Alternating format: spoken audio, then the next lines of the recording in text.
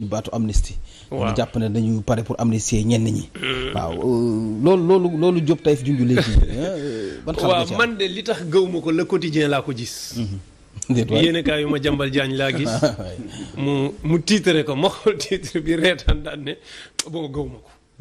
jàpp ma ne nag bon wax naa léegi président yab nañu ba pare mais jàpp ma ne yab gi yegg na ci ñu initier ay amnistie te xoolee li ñu wax entre 2021 ak léegi.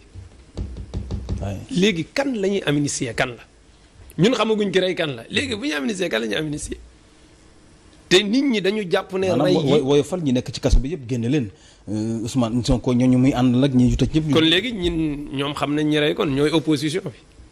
c'est-à-dire ñaar moo mën a nekk. rey gi nit ñi dañ ne ñoom la ñoom ñu ne opposition bi la. mais xamaguñu kan la non nañ dem ci yoon. ñoom foog ñu leeral bakkani jàmbur yii.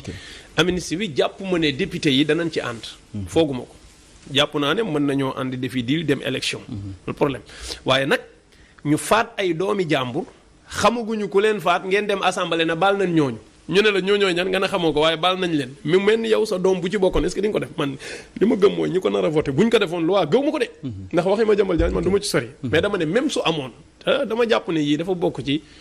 bon comme nekkuñu mois d'avril bu doon mois d'avril sax ma ne poisson d'avril la maanaam dëkk bi tension bii mu toll ak fi nit ñi ñëw pour ñu déconcentrer leen. ma jàmbal jaan di génne yu mel nii.